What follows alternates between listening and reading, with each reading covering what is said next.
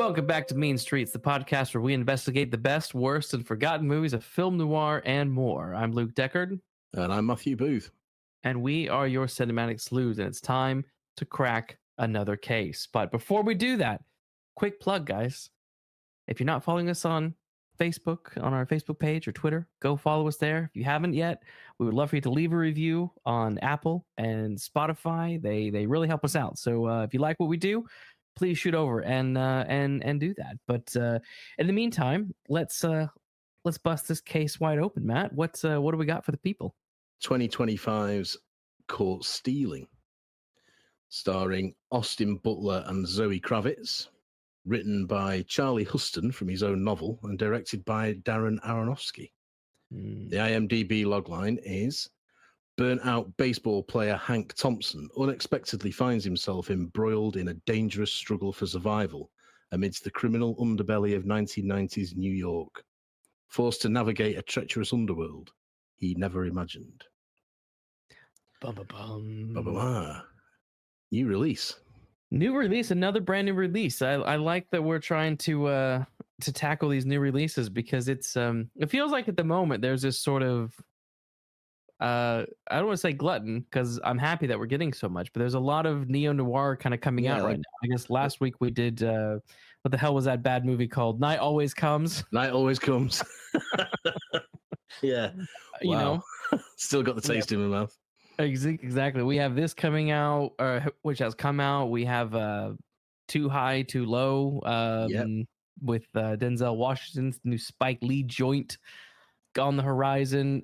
There's a few more coming out over the coming months. So it's a good time to be a neo-noir fan, I think. A thriller fan. There's stuff out there. So we thought, hey, let's try and get this new stuff in as it's coming out. So here we are. So we thought we'd look at Elvis versus Catwoman.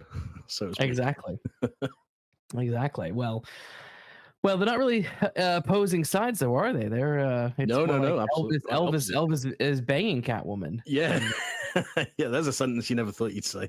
No. So this is the thing is we both saw this in the cinema. We went to the picture house. Yeah, we went to the moving pictures. Yeah, and went to the picture house.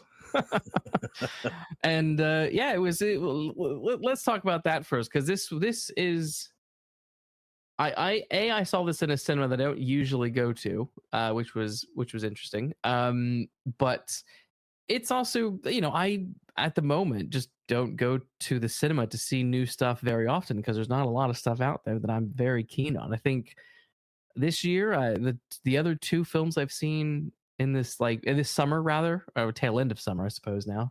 But I saw Superman in the cinema, and I saw Fantastic Four, and that was about it. But this was a much different experience. But how was your cinema experience? Well, I've not been to the cinema. We were talking about this, weren't we? I can't remember the last time I went to the cinema. I think it was to see The Batman.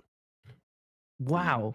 Pattinson Batman, I think. Okay. But like you, I mean, it's not a chore to go to the cinema, but it's a big event to go for me because we have a little Art Deco one near us which only shows selected films.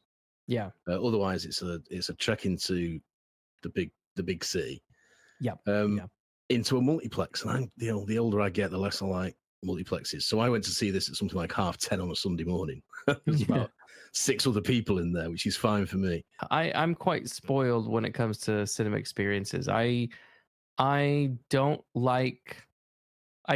typically like seeing films with big crowds. No. I mean, I remember seeing Rogue One opening week on Tottenham Court Road, Odeon, rammed to the brim. That was that classic crowd of everyone hooping and hollering and clapping and going, "Oh yeah!" because R2-D2 pops on screen for 5 seconds. Yeah, I can't stand any of that stuff. Any of that stuff. No, so there, and I think after that, I sort of made sure to see films very very early, even if it meant taking the day off work, to do that. So I've sort of gotten into that pattern where when I do want to go and see something, I typically go and see it first showing, maybe not necessarily the day it comes out, but close to, just when I know it's going to be empty. So yeah, let's do initial impressions then of Caught Stealing. You can go first. What were your impressions? Well, I went in with no preconceptions. I'd watched the trailer, that was about it, and I thought it looked pretty good. And I think we put a post on social media about it, asking people's predictions, what it was going to be like. And so I went in just only knowing what I knew from the trailer, really. And I came out an hour and 40 minutes later, having had a really good time. I enjoyed it. I really enjoyed it. I thought it was Same. I thought it was funny where it needed to be. I thought it was brutal when it needed to be. Exciting when it needed to be. A few issues, which we'll get into. But overall, I really enjoyed this. Really enjoyed it.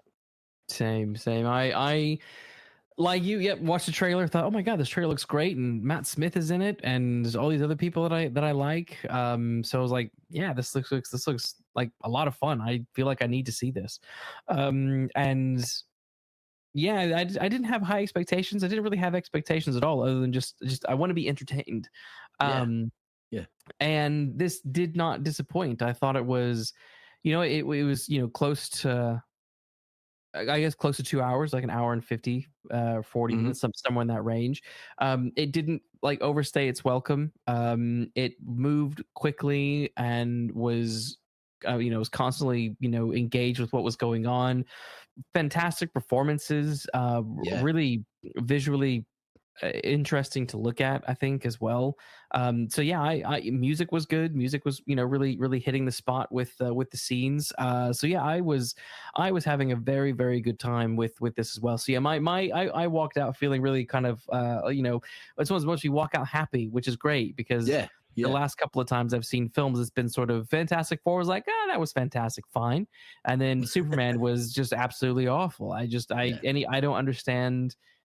I think it's, Star Wars prequelitis with people who like the new Superman movie. It's you're blinded by, I don't know, nostalgia. Whatever it is. And I mean, I went with my wife, and she's not interested in anything like this, like crime fiction, crime, noir, whatever it might be, to the extent that I am. She'll enjoy watching TV shows, and she'll enjoy watching crime films, and she reads crime fiction. And I just said to her, "What do you think of that?" And she said, "I thought that was really good." So it entertained both ends of the spectrum, if you like. It entertained the sort of Joe Public in my wife, and it entertained the nerd in me. And I think that's that's all credit to the film for doing it. Yeah. It definitely had a vibe of like, oh wow, this is, a sort of a 90s thriller vibe, I suppose. It's sort of in that vein of all of these neo noirs that we like, whether it's something as far back as Night Moves, or but Blood Simple, or Drive, or something like that. This is sort of the next. It's wonderful to see the genre continue and not be forgotten and abandoned. So it's alive and kicking, and this is I hope this makes money, because I like it, and I want to see more like this. And it's the other thing I gotta say, like, it was just also nice to go to the cinema and see something that wasn't an IP, that wasn't something that we already know about. Like, it's not Spider-Man, it's not this, it's not that, it's just, this is fresh. Just two things to add to that. First of all, absolutely, I agree. Something that isn't characters you've seen somewhere else before, played by other people. This was all, like you say, fresh stuff. And also, nice to see a neo-noir and be reminded of how good noir and neo-noir can be when it is done well. When it's done in an entertaining way, but it also gives you something that appears fresh. That's really really rewarding, and that's what I got out of this. Yeah, definitely. This is definitely. So let's go behind the camera and talk about the people who made this mother trucker. So yeah, it was released August 29th, so at the time of recording, it's just a few days ago. And its budget is somewhere around 40 million. I don't know how. This is a tricky state of things at the moment because it's so early. I don't know how accurate these numbers are going to be. Whereas normally when we do this, it's been either decades or good or it's out years. Of the cinema. So yeah, so we have a good idea. But at the moment, it's kind of saying its budget was around 40 million, and at the box office so far, it's made 14.9. Got a ways to go to make that budget and be profitable. I hope the star power of it gets butts and seats. I really, really do. It deserves it. It deserves it. It does. So directed by Darren Aronofsky. Yeah. Are you familiar with much of Darren Aronofsky's work? No, I have to say I'm not. He's one of those names that I see on social media and on sort of articles being attached to stuff that he never ends up doing, okay. But no, I think the only one of his films that I've actively sought out is a film called Mother. Yeah, Mother, 2017. Which is a sort of I don't know what you call it, psychological horror, I suppose you call it. But I really enjoyed that. I mean, I don't know what the overall world opinion of it is, consensus of it is, but I really enjoyed it. It was very polarizing, and if I'm not mistaken, it got a cinema score of F, which is very rare. Oh, right. Oh well. Oh, I'm not surprised. I enjoyed it. It was a film that I'd seen the trailer for it and thought, that looks pretty interesting. Watched it, enjoyed it, and did watch again. Yeah. So, that works for me. So, but beyond that, no. I know he did The Whale. Which kind of sparked Brendan Fraser's comeback. Reignited really. Brendan. Yeah, and did he get the Oscar for it, or he was certainly nominated? I think. No, I think he won the Oscar for it. I think he did win it. Yeah. Pretty sure he did. Yeah. Now that's a film. Again, that's a film that I would like to see, but have not yet got around to watching. Sure. So I don't. The short answer to your question is no. I don't know much about Darren Aronofsky's work.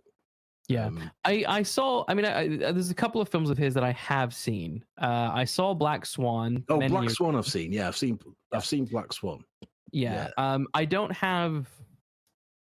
I don't have strong memories of it, other than I remember watching it and I remember it being tense. I remember feeling like it was a very tense, and the memory of it is claustrophobic. I don't know if I were to rewatch it now, if I'd still have that same feeling. But when I look back on and I think of flashes of scenes and stuff, I just remember it being quite dark and in your face, and I just felt claustrophobic watching it. The other film of his I've seen is Noah, 2014's Noah, with Russell Crowe as Noah, and it's a weird movie, but I kind of like it. Noah of the Ark. Noah of the Ark, yeah. Noah in the Ark, yeah. And it's a very weird movie. There's like rock monsters that I think were meant to be like former angels that Noah goes and has a chat with. Like, it's great. I don't know what the hell's going on. It's very like it's steeped in kind of mysticism and stuff, I think. But I really, my memory of watching Noah was like, that was kind of fun, and I would watch it again. So that's kind of my general experience of his stuff. But obviously he came onto the scene back in 1998 with his debut Pi, which was an experimental psychological thriller. Obviously he got won Best Director at Sundance for this, and Independent Spirit Award for Best Screenplay. I think it's safe to say we talk about Black Swan and Noah and Mother and Whale. He seems to be quite interested in themes of obsession, addiction, faith, that all those that all things. kind of plays even into caught stealing. There's a lot of maybe not faith so much, but there's definitely obsession, there's definitely addiction, there's definitely morality things. And and his style, his style is, everything is quite fast and quick cuts and intense close-ups and stuff, I think. Which you get in this. Yeah. Oh, definitely. But yeah, no, I think what Caught Stealing feels like to me is, where The Whale was, that was a hit, but for a certain group of people. Mother was huge, if I remember. Well, I remember Mother being, I don't know if its box office was huge. I remember it coming out. And I remember it being a big deal when it came out. That's what I remember as well. You know what I mean? But like, that was a very clearly a polarizing film. I remember when Black Swan came out, and that was also kind of a big one. That won all various awards as well. But these are all sort of almost sort of niche markets. And I would say Caught Stealing feels like maybe the most, should we call it the most accessible film? Accessible was the word I was going to use. Yeah. That's definitely where it landed for me. And I know that at some point I could show this to my wife, and I think she would also really like it. I don't know if I were to show Noah to her if she would be into it, or she'd be like, "What the hell is going on? Why are there rock monsters?" Yeah, I mean, I can tell you without a doubt, I watch Mother alone. My wife wouldn't even entertain watching Mother. But she did enjoy this, as I say, and I think that's proof for me that accessible is the word. Yeah, this can entertain a lot of people, regardless of what their interests are, because it is an entertaining thriller. It really is. It's held together by great central performances. Oh, absolutely. It really is a film that's like, oh my God, if this was like 1998 or 1989, like this would be the film, this would be the Lethal Weapon that everyone is going to see and talk about. Like, it would be. That's the vibe I get from this. And it's why I'm so desperate for this. Once, I would love for a proper resurgence of the neo-noir thriller to come back, but and be a bit more dominant like it was back in the 80s and 90s and so on. So written by Charlie Huston, who also wrote the novel of the same name. I haven't read the novel, but I bought it after seeing the film because I want to familiarize myself with it. So I'm very keen to watch it. Interestingly enough, you can barely find it anywhere in the UK. I had to buy it off of eBay to get a normal physical copy of it. You could buy the ebook, but fuck ebooks. Yeah, yeah. Well, I did the same thing, and I was met with that brick wall of availability as well. Yes, so I started to then think, do I want to read it that badly that I'll go to eBay? But I don't know. I'm still debating that. Yeah. But it's definitely a book. I'm presupposing that the film is like the book because he's adapted his own novel. So I'm presupposing that you don't tear your own novel to pieces when you adapt it for the screen. Certainly I wouldn't. But doubt it. So having said that, I think if the book is like the film, which I'm guessing it is, then the book will be very, very enjoyable, right up my street, and very enjoyable. Same. And Charlie Huston, he's not a name I am familiar with, but I'm familiar with a lot of stuff that he's worked on. A lot of stuff. He's written novels, screenplays, comics. He's worked on lots of Marvel stuff: Moon Knight, X-Force, Punisher, Wolverine. Stuff that I have actually read, but I'm like, oh right, because I don't always necessarily pay attention to the individuals writing and illustrating the comics when I read them. I just sort of, that to me is just my fluff reading. So I don't take that necessarily as serious as I take other reading. So I don't pay as much attention. But he's also written various other thrillers and sci-fi series. He's got it in horror. He's got a huge catalog of stuff that I'm interested in tapping into now and seeing what his writing is all about. But Caught Stealing is the first of 3 books that feature the protagonist, Hank Thompson. The other 2 are 6 Bad Things and A Dangerous Man. So again, depending on how Caught Stealing goes, the novel, I might be checking out these other three. But I'm interest is certainly peaked. Yeah, absolutely. And I've sort of, like I say, I did sort of deviate from it because it was proving. I thought it'd just be an easy Amazon click or an easy Waterstones click or whatever, but it wasn't. No. But I think, the more I think about it, I probably will try and get hold of this through, be it eBay or somewhere else, ABE books maybe. But I just think it'd be one of those books that you would revel every page because I reveled every minute of the film. Reveled every minute of the film. Yeah, and it's just got everything that you and I like, hasn't it? Really, it does. And I think as well. I think the reason we're probably both so keen to read the book is really, as we said, because he's also the writer of the novel. And yeah, exactly. As we said as well, I agree. I can't imagine that he would be changing things left, right, and center from the novel to the book. So I think there's probably going to be a strong correlation between the two, which really fascinates me. And I want to see how that's done. I mean, it's sort of a bit like Bad Monkey, I suppose, where the author of Bad Monkey didn't write the show on Apple, but he did. But there was input and there was collaboration a little bit, which I think helped it out quite a bit. But it also had a writer on there who loved those books, and you can feel that. So there's I'm hoping the translation's gonna be a fun one.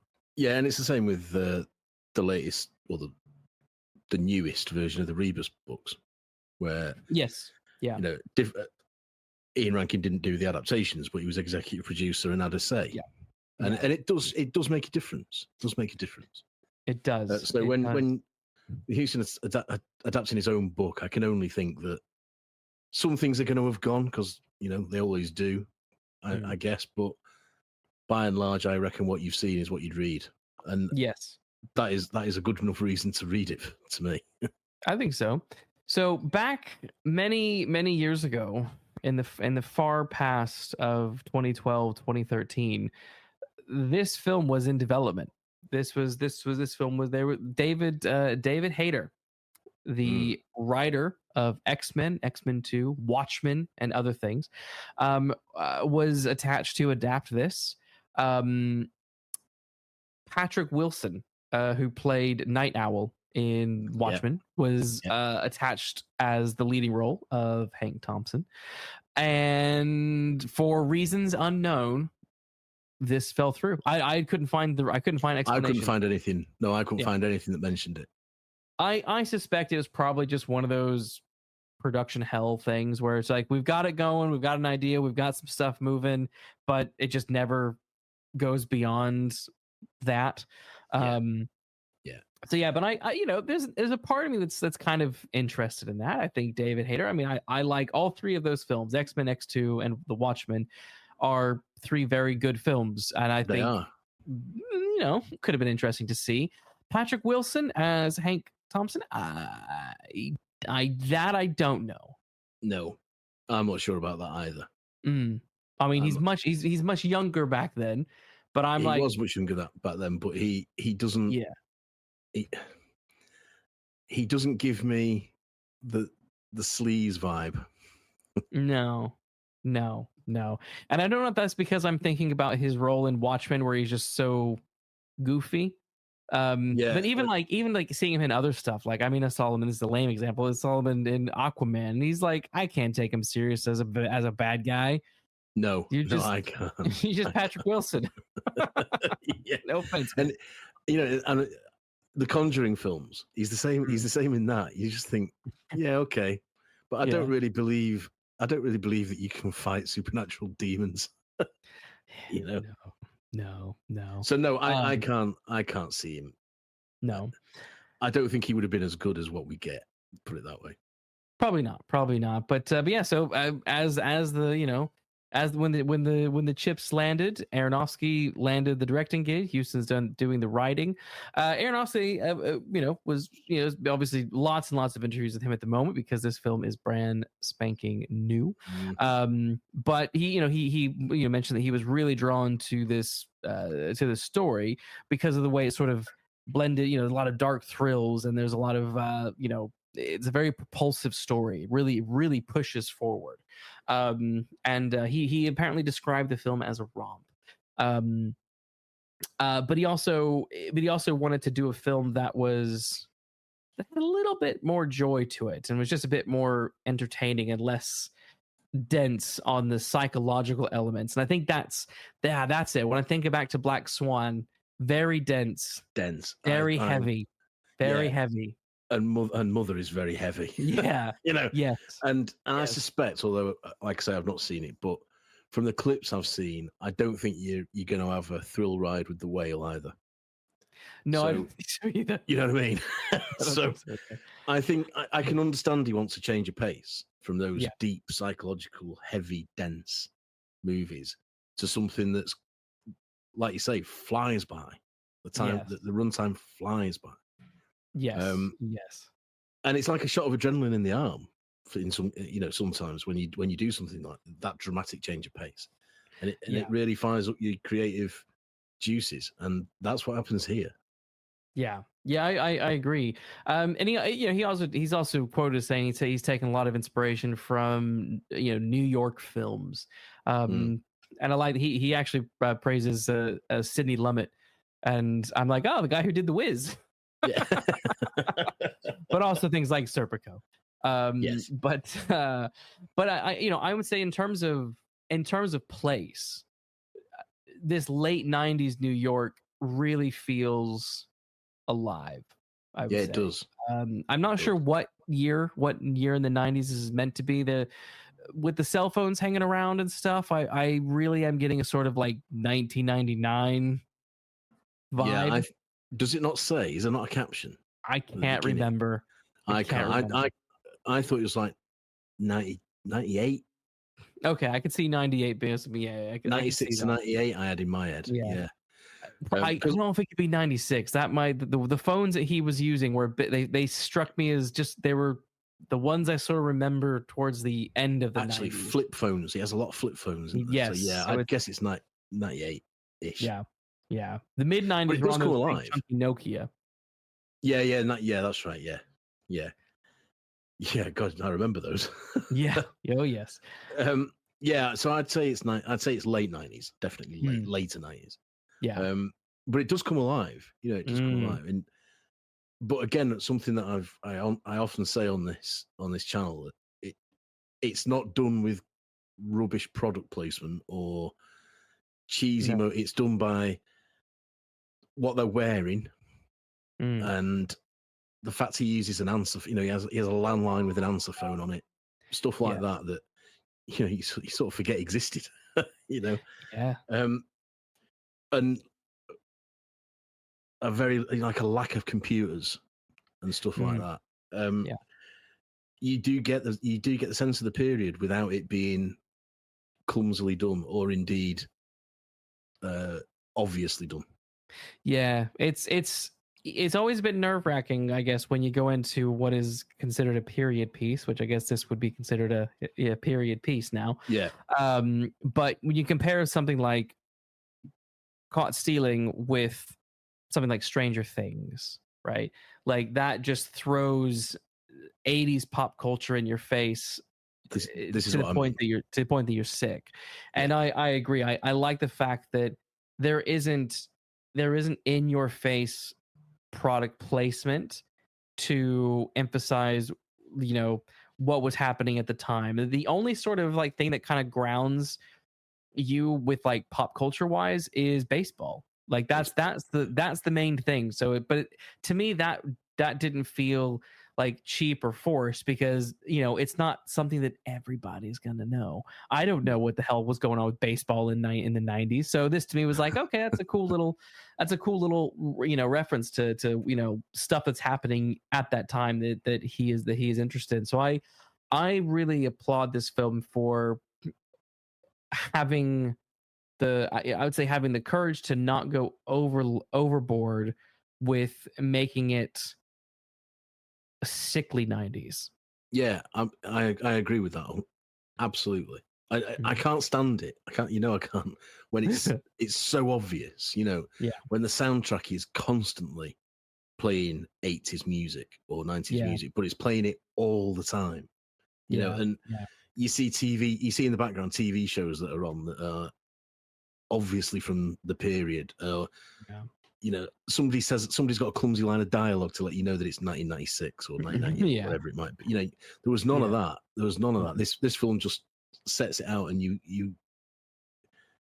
get it, you understand it. You know where you are and when you are. Another thing you just reminded me of it is again, all these period pieces that we've had lately, whether that's like several years ago with Kong and set in the 70s, or all of the Guardians of the Galaxy movies, or whatever. There wasn't. I appreciate the restraint to not have a bombastic 90s soundtrack. Exactly. I think there were a couple of songs here and there, but nothing that screamed 90s mega hit. You know, there weren't any like Backstreet or early Backstreet Boys songs, or I don't know who was big late in the 90s. I don't know. There was nothing like that, and I was like, oh wow, cool. Yeah. And there was no references to like, this might be a bit after, but even the aftermath of Britpop or the Spice Girls or anything like that. You know what I mean? Yes. Which would be so easy to do. Yeah, Spice Girls were hot around this time. This would have been very easy to have thrown in some of that somewhere. But they nice restraints. I am well done. Movie. Well done. Gotta admire it. Yeah. Okay. Let's dive into the the story and the cast and all that kind of stuff. Let's start with Austin Butler. This is, I think, the second film that I've seen him in. I didn't see Elvis because I just don't care about Elvis. So I haven't seen it. I'm probably not going to see it. I heard he did a good job, but well, cool. Let me answer that, because I was brought up on Elvis. My mum is a massive Elvis fan. So and he died 3 years after I was born. So just as my brain is starting to form memories, she's playing Elvis songs constantly. So Elvis has been I won't say a large part, but he's been a significant part of my existence. And I did go and see Elvis, and he really does do a good job. I mean, I don't know if it was my ears, but I could be persuaded that Austin Butler has not lost the accent that he had to put on, or the tone that he had to adopt to get Elvis's voice, because it sounded scarily similar to me. So I don't know if he's not been able to quite get rid of it, which is a testament to how deeply he goes into the character of Elvis. I mean, the film, I have issues with the film, but his performance was pretty standout. And it is in this. But Elvis and this are the only two that I've seen him in. Yeah. And I guess, are you going to say Dune? I saw Dune. And he didn't do a bad job, but those movies are so boring. And then by the time he comes in, and he's meant to be like the big kind of bad, I think, and they have the little fight and it lasts about 3 seconds. I was like, I had to wait 4 hours for this. 4 hours. Well, I mean, both movies are very long. Right. But you mean part one as well, right. Good performance, I guess, in Dune. But Dune itself is just plotty and pretentious, and I cannot stand Timothy Chalamet. He is so overrated, so fucking overrated, that I'm just like, no, dude, no, just fuck off, go away. No. But yeah, so no, this was kind of this was my first real experience of seeing an Austin Butler led flick. And yeah, no, he I as I was watching this, I he had a really good performance. I kept getting flashes of other films, in the genre that this was reminding me of, whether it's through the characters or the narrative, that and that's not a bad thing. It's like, oh, this has these little, it has the ingredients and stuff. But there was a sort of night moves, a Harry Mosby kind of element to him being former sports guy, but now he's washed up. But I also think there was an element of a David Banyan, the Big Heat. I think there was an element of that going on in this as well, and that he is sort of the all-American good boy, you know. Yeah, I can see that. Yeah, I can getting chewed up and beaten up by the city. Yeah, I can see that, and like you say, being absolutely eaten up by the city until he decides to fight back. That's I mean, obviously that's a great noir theme anyway. But yeah, I can see Dave Banyan in there somewhere. I agree with that. Yeah, I liked, but I also like the fact like he's like when he's talking to Zoe Kravitz character Yvonne, you know, she's like, you love baseball, you love dogs, you call your mom and you send her money, like, you know, you're just you know, you're a good guy, but at the same time, but he's got his vices, you know. He is an alcoholic. That is his problem, you know. He is drowning himself in alcohol to numb the pain of a past trauma. Well, I quite like that, you know, being the all-American kid who is going to be a sports star. And, you know, it always seems to me that when people like that have that gift taken away from them, they find it very difficult to replace it with something else. And they Uncle Rico. Yeah. Anyone who's seen Napoleon Dynamite. Yeah, and he just sort of lets his life go to shit, you know, and it's just seemed very real to me. It seemed as if that is what this person would do. And then we'll get into it a bit later on, but when he becomes, when he develops and he grows and he realizes he's got to take ownership for what has happened, there's a good tonal shift. There's a good character shift in, you know, and he becomes something else. And I sort of really found myself believing in him, in Hank. Yeah.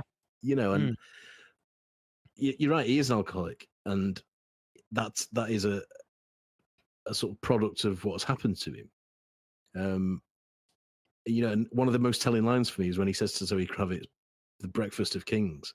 Yeah, as he opens a bottle of, like, I don't know what it was, pretty grim looking beer.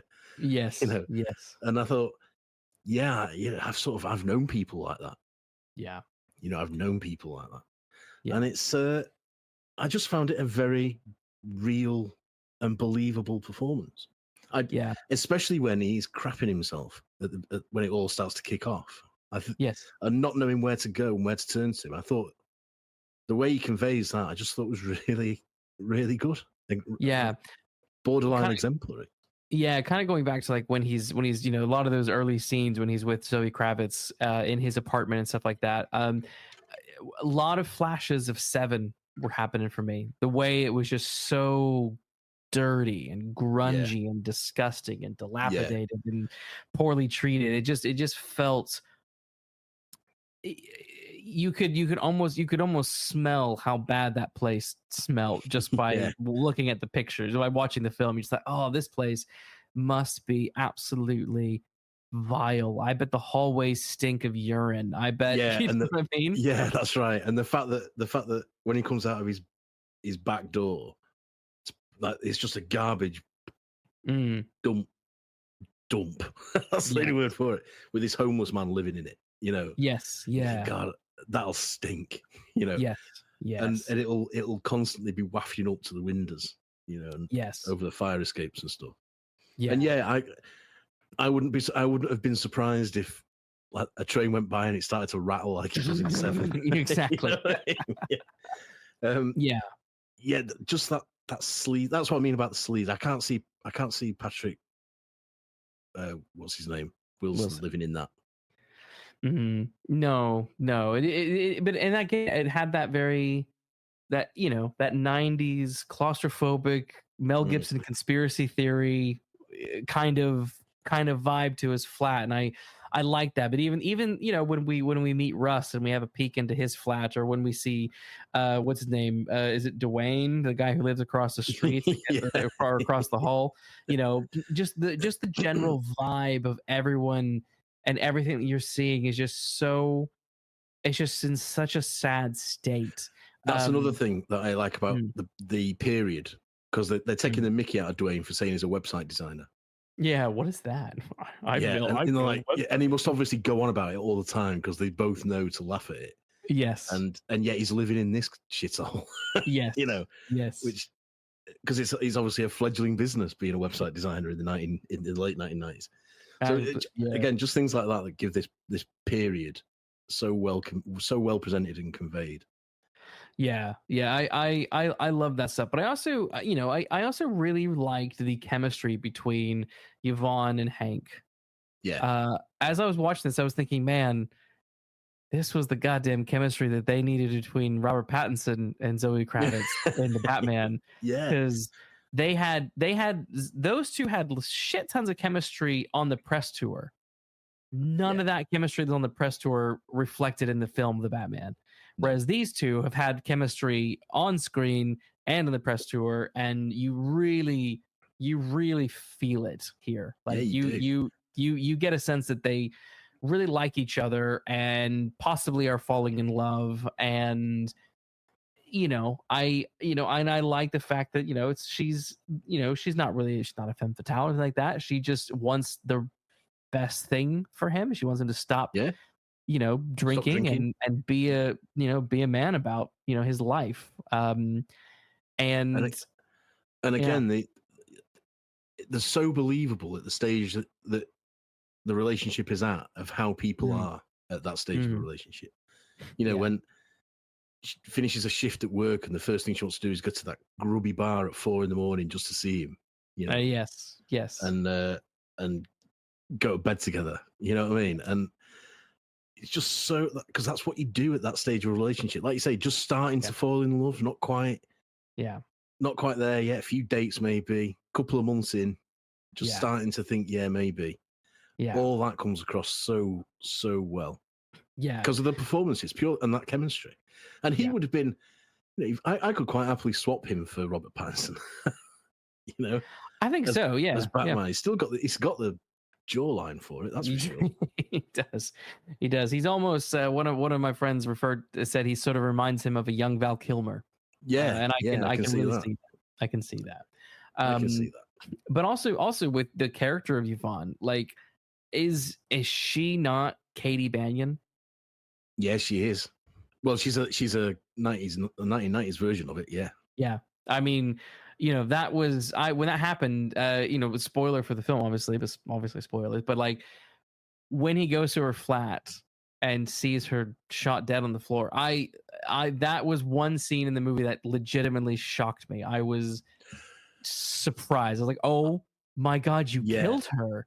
I said that to my wife at the end when we came out. I said I did not expect her to go that quickly. No. I said they pulled a Janet Leigh. They did.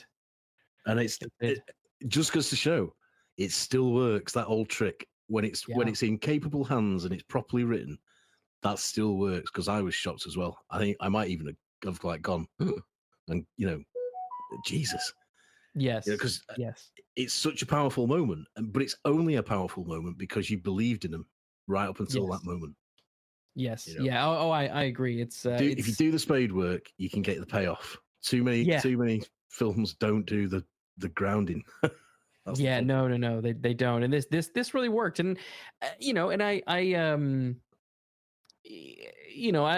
I think the film made I'm assuming the story, the novel probably does the same thing, but it allows everyone to have enough space to be developed. So by the time we get a very quick introduction to Matt Smith's character of Russ, who is this grunge punk rocker, Englishman living in New York, and needs Hank to watch his cat while he goes back to London because his dad's had a heart attack and all that kind of stuff, and that's sort of the thing that sets off this chain reaction of a series of unfortunate events, really. And it's it's all really to do with watching this stupid cat, and but it's like, when Matt Smith first turns up, like he's such a presence that I was actually on one half I was actually glad that he was out for a while, because it nicely allows for Hank and Yvonne to develop this relationship and we can grow with them a little bit so that by the time she dies, the impact is really does hit you like a punch, you even punched in the gut. Yeah, definitely. But Matt Smith, though, I think he might have stolen the show. Yeah, well, I was just gonna say, it's a powerhouse performance, this, isn't it? Yeah. But I'm glad that they get rid of him quite early on, because I think if he was in it too much, he would be too much. Because he's like when he returns, he's a total whirlwind, isn't he? I'm the opposite. Oh, really? When he returned, I was hoping he would stay for much longer. Right.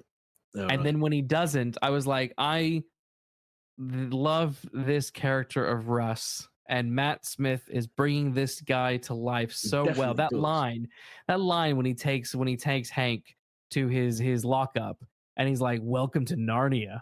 Yeah. It's just all leather jackets.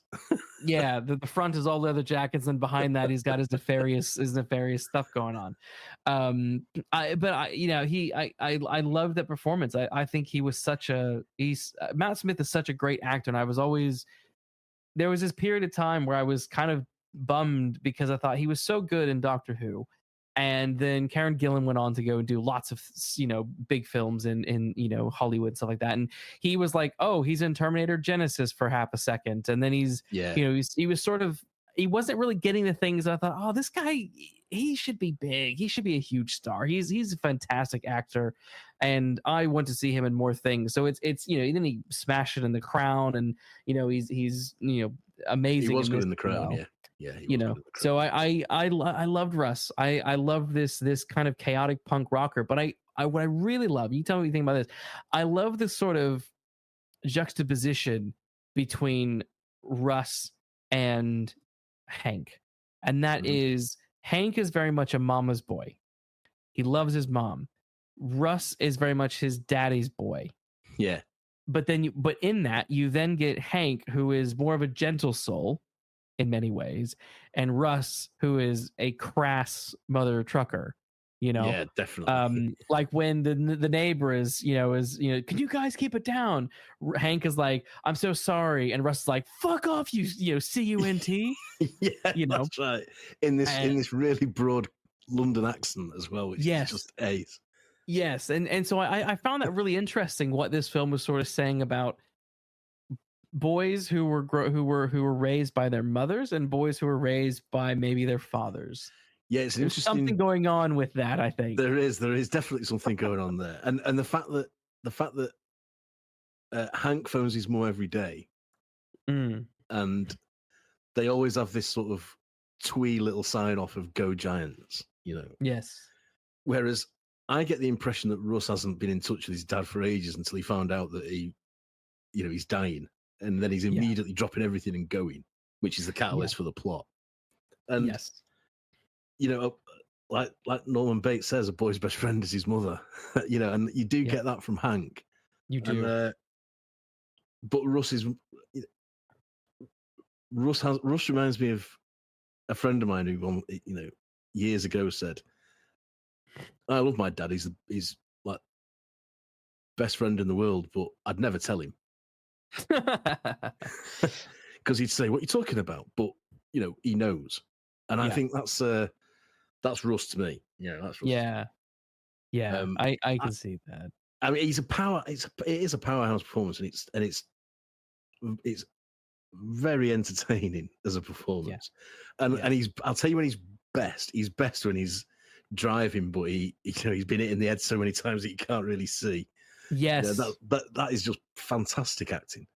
Yes, but he is I found him a bit of a whirlwind in the end. Yeah, and I thought if he was in this for an hour and 50 minutes, I think I'd need some earplugs. Maybe. I think maybe I assume he's so loud because he's in it for so little. And I think if he was in it for the whole time, they would have probably dialed it back a little bit and let it ramp up over the course of the film. Yeah, then I think it would have spoiled it a little bit. You know what I mean? I know this sounds like contradictory, but I think he's in it just the right amount of time. Yes, yeah. He leaves an impression, and that's really what you want. And that's the thing about everyone in this film. And this is not. I mean, my God, I cannot. Nothing left a lasting impression with Fantastic Four except how beautiful Vanessa Kirby is. That's it. Nothing left a lasting impression with Superman. Absolutely nothing, other than a sour taste in my mouth. But I tell you what, Zoe Kravitz's performance, her death scene, has left an impression.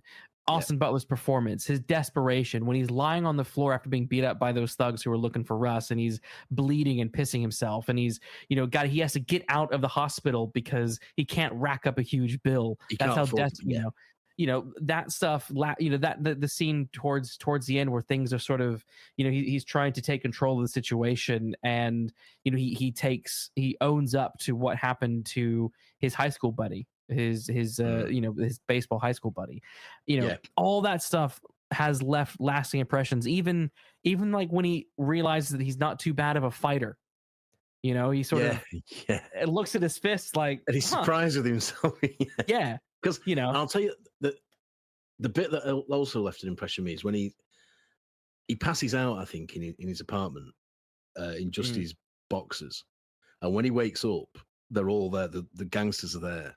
Yes. And because of the performance he's given to that moment, I was really fearful for him, and I thought, yes, I really believe in your predicament right now. And I don't have a clue how you're going to get out of this. Yes. And when the film was finished and we were walking out, my wife said to me, all the time I kept thinking, how are they going to get themselves out of this situation? Yes. So there was none of that. He'll survive this because he's the hero. Yes. I didn't trust the film to let that happen. No. I could have quite easily believed that they kill Hank in that moment, and Russ comes back and gets revenge for it. I wouldn't have been surprised if that happened. It doesn't, but I wouldn't be surprised if that happened. No, I mean, and then realism of I can't afford the hospital bills. And really, he shouldn't be up and about. Because they've really given him, and I also like the fact the film wasn't afraid to show us how much of a kicking he's getting. Yes, yeah, I agree. I think a believable one. It's not people flying around on wires. It's a real dirty, believable fight scene. It is. I think that the thing where you have to suspend disbelief is how active he is being, given that he's just had a kidney removed. But I let that fly. I let it fly. Well, I'll follow that up with, you also have to accept how active he is when he's had some of the stitches pulled out with pliers. Yeah. Yes. But, okay.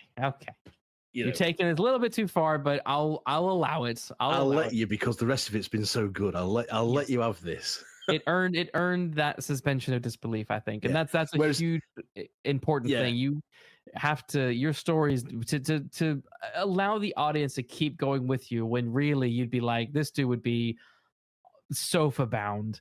The film earned it, I think. The film did earn it, and if we got similar scenes in Night Always Comes, I would have been tearing them to pieces. Yes. Whereas here, I'm saying, I know this is nonsense, but yes, let's just move on.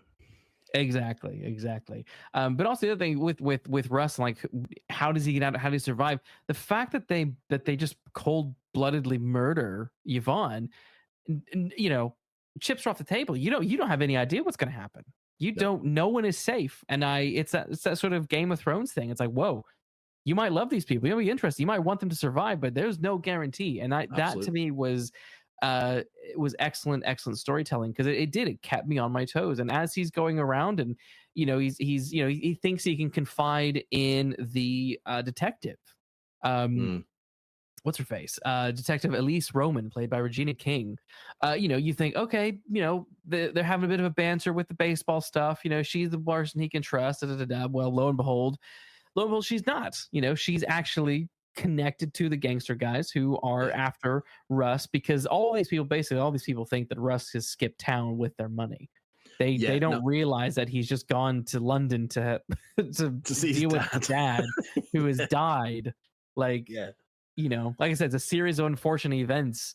But it's that chaos. It's that sort of, the chaos of film noir, that, everything is just sort of this one person's action sparks this reaction from this, sparks this reaction over here, and all just sort of things just start blowing up chaotically in everybody's lives, and it's chance. And if Hank's life had gone the way that he and his mum thought, he wouldn't have been in that grotty apartment block, so he wouldn't have been anywhere near Russ anyway. Exactly. Bad luck. What did you think? I did see the twist coming with Roman. Did you? Well, I was gonna say, what did you think of Elise Rowan? Because I saw it too, and I thought, when it landed, I thought, oh, this is and I'll tell you what it was. It was her acting. She was the weakest one in the movie. She's the weakest link. She was a bit, really, I have to say. Yeah. I quite liked when she first questions him. She does a lot of this. What are you hiding from me? And he's looking terrified. And he said, I'm not hiding anything. And then she goes, nah, I'm just playing with you. Yeah. I thought that was quite good. I agree. When it became obvious for me is when they're sitting she's eating that cookie, that massive cookie, and she's talking too much. Yeah. And I thought to myself, why is she allowing this delay to happen? Yeah. And once you've asked that question, the answer is blindingly obvious. Yeah. Well, she's sitting there eating that black and white cookie. She's talking about, I grew up with these streets over there. I've been here my whole life. I'm going to retire. Once I get that money, I'm going to retire and go somewhere nice. And It's like, okay. And then when the guys walk in, you're just sort of like, yeah, okay. Yeah. Okay. Yeah. Well, all right then. Yeah. That makes sense. Who else would it be? I guess. Yeah. That was exactly sitting in the dark of that theater. I was sort of, my head was going from side to side, saying, "Yeah, okay. I'll just have a slurp of Pepsi, and then I'll let this happen, and then we'll see what happens next." Yeah, I agree. That for me is really, really the only dipping point for me is on the overall. That was like one of the big ones for me. It's like I feel like maybe they could have done that better. Maybe they didn't need this. I don't think she needed to be in debt to him at all. I think she would have had much more. This might sound a bit perverse, but she would have had much more agency for me than if she died trying to protect Hank. Yes, yeah. I suppose in terms of the scenario of how are they going to get out of it, this film is very much a Star Trek II: The Wrath of Khan. This is the Kobayashi Maru. This is a no-win scenario, but Kirk doesn't believe in a no-win scenario, so someone's got to win, but how's it going to happen? Yeah. I think her being bad then allows for that sort of chaos of, well, now the cops aren't even on his side. So how is he going to get out of it? Because then he's talking about having her killed. Hank goes at Dave Banyan too far, almost. Where Dave Banyan doesn't fully kill, but he's about to. This guy just is Dave Banyan, but going that extra the rest of the way. Going the rest of the way. And he's like, he's doing it for the right reason, isn't he? He's doing it. He's doing it to protect his mum. Yes. Which valid reasons. I get it. He's pushed to do dark, terrible things for right reasons, and that's. I love that theme in noir fiction, but why does he think that murdering a cop isn't going to save you? Like, no. He's desperate. He's also not thinking things through. He's very much flying off the seat of his pants, but it's in a way that isn't a problem with the plot. You know what I mean? It's like this is part of the character. This is part of what's happening.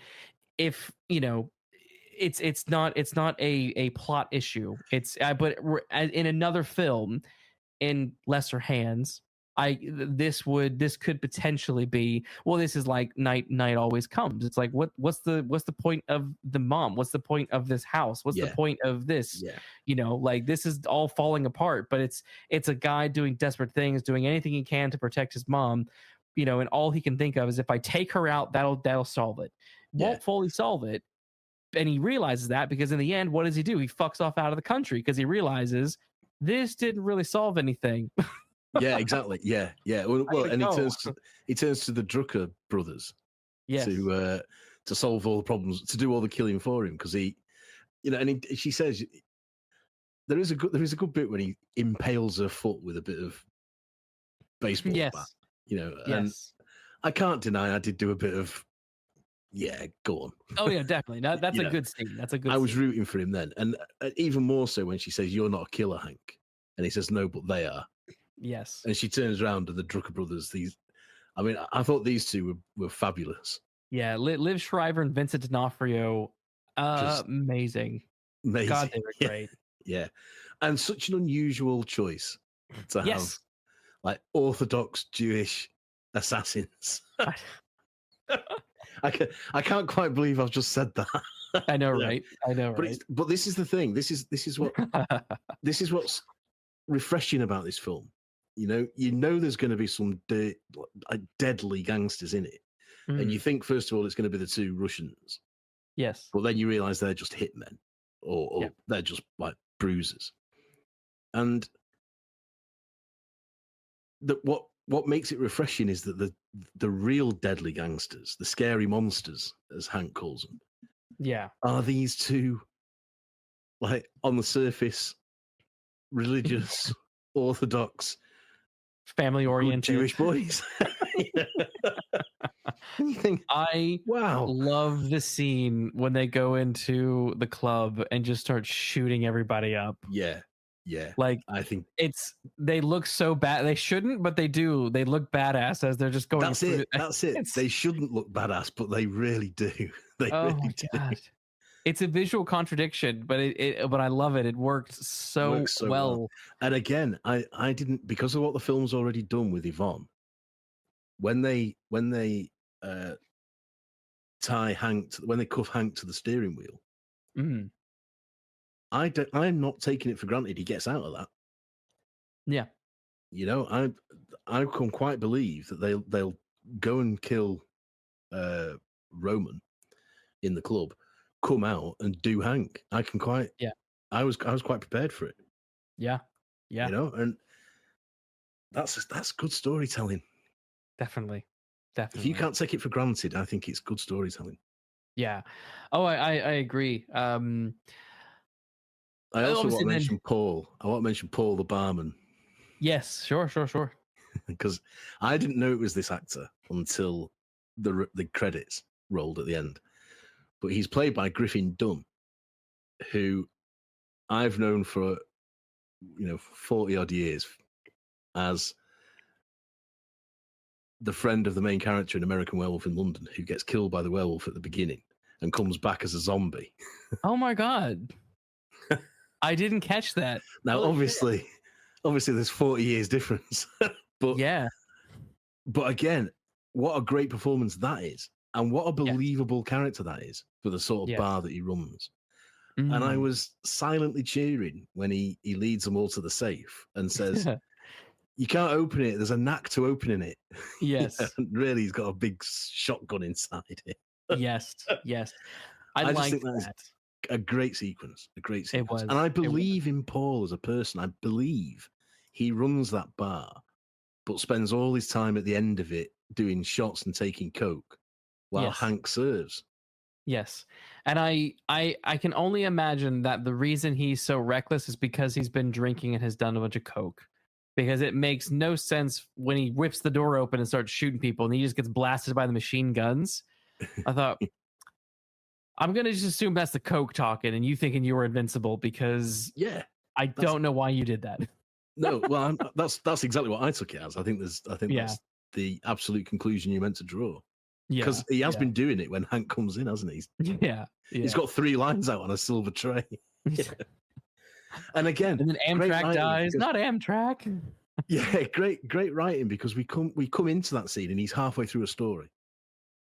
I just love stuff like that. You know, there's no sort of setup. He's just saying, and then, God damn it, she said to me, and he takes a line of coke and he carries on talking and whatever the lines are. Yes, and it just adds a whole load of truth to the situation. It's the John Schneider, Jonathan Kent thing from Smallville. As I've said in the past, he never is just standing there waiting for Clark to come to him. He's always doing something because life is moving on. Life doesn't stop for Clark. life moves on. And all of this whole film is all about that. There's all you can feel that everywhere, and I appreciate that. Love that. Go on. No, I was just going to say, I just wanted to mention Paul, because I thought Paul was great, and then when I found out it was Griffin Dunn, I thought he was even better. Yeah, I totally missed that. Totally missed that. Let's briefly talk about Hank's mom. Well, Laura played Dern. by Lauren Dern for half a second. Laura Dern. I mean, that's all I need to say about Hank's mom. Yeah. No. I in general, I liked the interactions with his mom that were over the phone and one-sided. I think it all worked pretty well. But I do think when stuff starts going south for him, there maybe is an element missing as to why A, what is she thinking and feeling, and B, why does she believe her son fully? Because I mean, it's her son. I get it. You don't want to believe the worst, but I get the impression that she was just like totally cool and totally believed when it was I feel like maybe by that point in the film, maybe we needed something more from her. I know what you mean. I know what you mean, and I tend to agree, because we're told he's in the hospital after that kicking. He's in the hospital for 2 days. He's out for 2 days. Yeah. Now, if you phone your mum every day, and 2 days pass without, my mum certainly would be saying, "Where are you?" Yeah. And I'd have more than one voicemail on my landline answer machine, you know. Yeah. And if I still didn't respond, I think my mum would come and see what's going on. Yeah. So I did. I had the same gripe, really, of why is she not coming to investigate what's happened? Because he tells her he's ill. Yeah. But something is clearly wrong. Yeah. You know, and when he says you're going to hear things and see things on the TV and the news, she's fobbed off too easily. Yeah. I agree. That's one of my having a fun time movie, but that was one. I that troubles me more than him being up and around after all the injuries. Me too. You know. The other thing is that I really liked the way the movie was flashing back to what happened between him and his buddy Dylan, and the car crash and the drinking and stuff when he was in high school. I think the only real problem I had is that while I appreciated him owning up to it and being like, "No, Mom, I killed him. It was me. I'm really not certain how that wasn't like established, because like there was booze in the car. Mm-hmm. There would have been booze in their systems. It just seems obvious that it was like, I don't know what story he would have fed.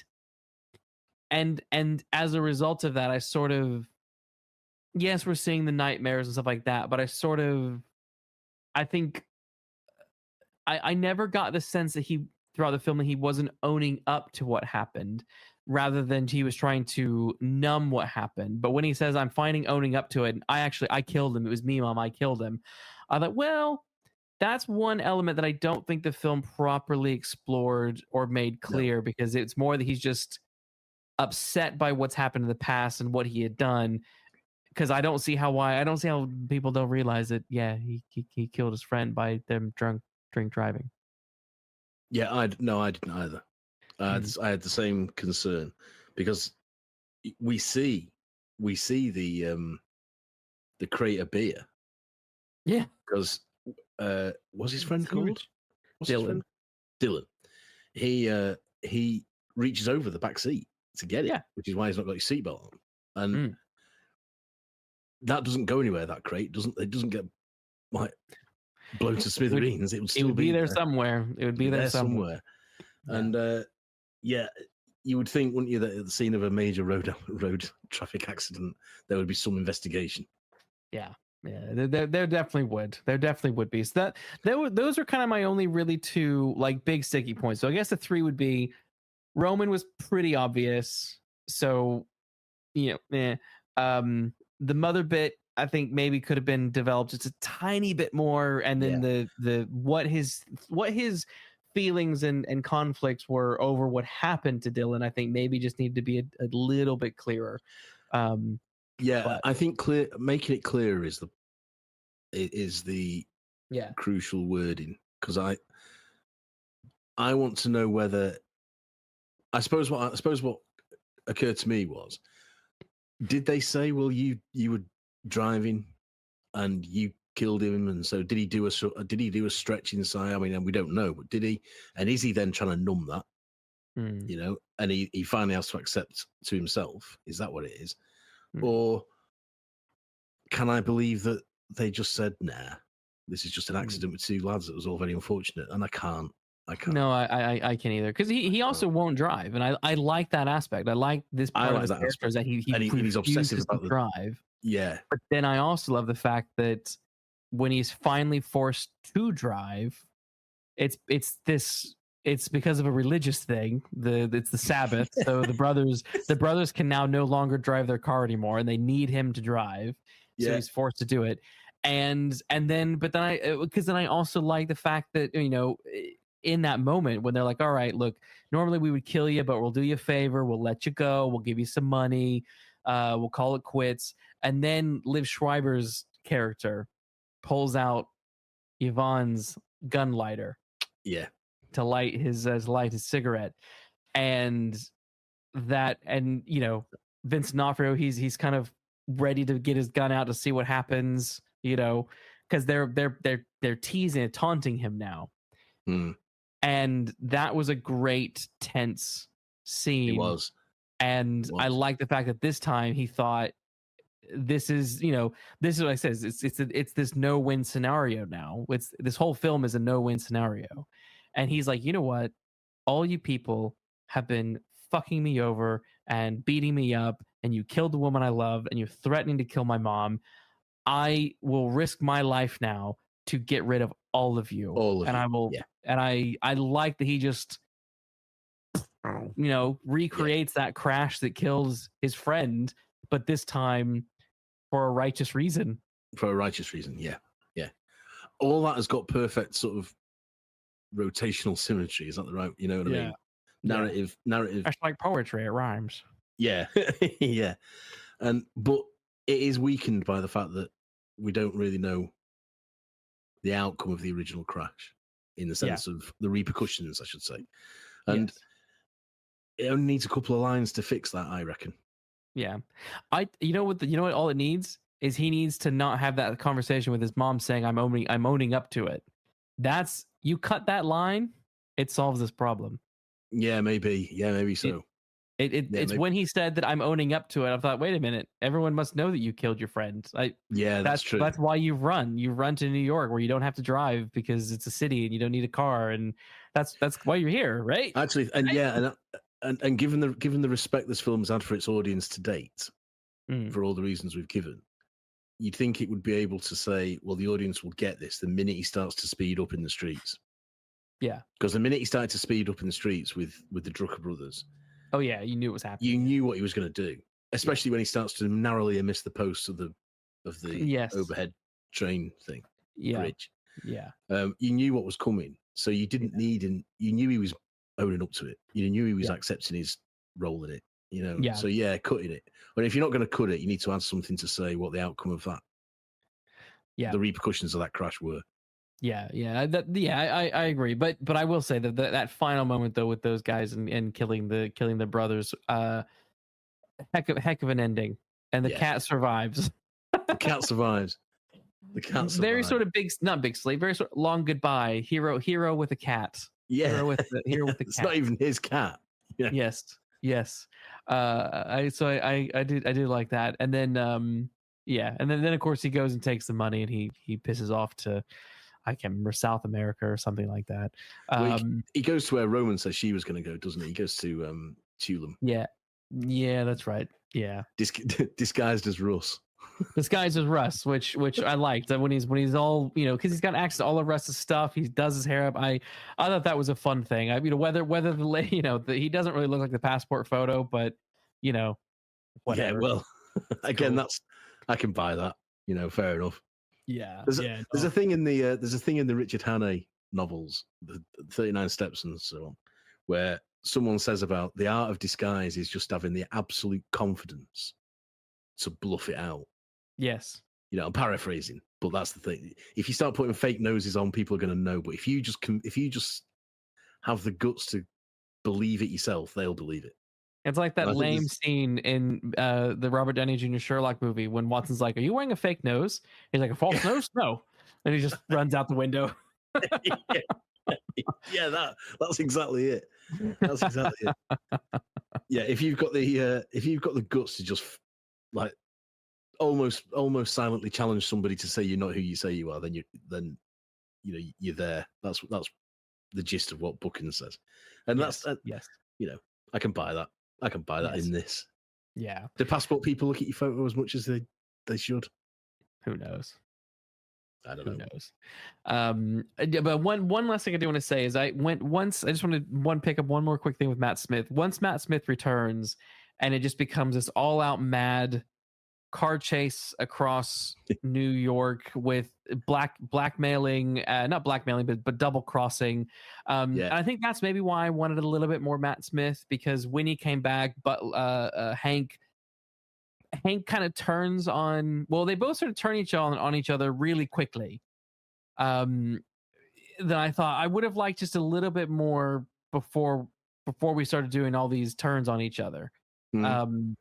But then of course, works out. When they're in the park and they're, he's, they're driving, they're speeding away and all that kind of stuff. I absolutely love that bit in the movie. Yeah. That kind of final car chase, and then when they're rushing through the crowds to, escape the gangsters, and again when Matt Smith's character just dies on the train because his friend bashed him over the head with a baseball bat, and he's got a really convincing lump on his head. Yeah. and also a really convincing bit of eye makeup. It's obviously a contact lens or something, but to show that the blood is sort of he's internally hemorrhaging, I suppose. But really good bit of acting and makeup there, and it's a death that has sort of, it just happens, and he passes it off as him being asleep. There's no sort of fanfare to it, or you know what I mean? I want to say no drama. I don't mean no drama. What I mean is no over the top. Nothing's made of it. He just quietly gets off the train with the cat because he has to, because that's the only choice he's got. Brilliant sequence. It really was. It really was. I overall I really enjoyed this film. I think I would say Caught Stealing is the Drive of the 2020s. Yeah, the Drive was the standout for me, the standout neo-noir of the 2010s. We're going to be hard pressed, I think, to get another neo-noir within the next 5 years that will, top this. If we do, fantastic. Fantastic. This one might be the top neo-noir of the 2020s. I think so. 2020s. And if we do get another, this will be a very close second, because you'd have to go a long way to do better than this, I think. Yeah, I think so. Any final thoughts before we rate it? I would plead with people to see it, watch it. Go see it. When it comes out, go buy it. Go buy it, yeah. I will be. I will be too, which probably spoils our ratings. But as you know, we rate all of our films out of 5 Falcons, 1 being the worst, 5 being the best. I'll go first. For me, Caught Stealing is a very easy 4 Falcons. Very strong 4 Falcons. What about you? Yeah, same. I knew what I was going to give this the minute I walked out of the cinema. I did too. This is a strong 4 Falcon film, and the reason it loses a Falcon is everything we've said to its detriment. But they are not so minor, but they are not enough for me to waver from saying this is an undeniable 4. Yeah, no, everything is really working to the film's advantages here. Couple little minor niggles, but so strong, so fun. These things don't. These things aren't things like in Caught Stealing, or not Caught Stealing. Night Always Moves, or Night Always Comes, where it's like you're just so frustrated with everything and things aren't making sense. Everything is actually making sense. There's just a couple little blemishes, but hey, these are tweaks. There's no such thing as perfect. You know what I mean? No. So high praise for this. Absolutely, I would say these are tweaks. Yeah, they're not fundamental flaws like they were in Night Always Comes. I think that's it. I think we've thoroughly investigated Caught Stealing 2025. Fantastic movies. Like, as we said, go see it. Go to the cinemas, go see it. But I think we can close the file, put it in the drawer, consider the case closed. But as of the beginning of the episode, if you haven't yet, do like and subscribe and leave us reviews on Apple and Spotify. As I say, they genuinely do help us out, and they get us in front of more people, which is what we want. We want more people to join our little noir community. And also make sure you find us on our Facebook page and hang out with us there. But we'll be back next week with another episode. So in the meantime, remember to take care walking down those mean streets.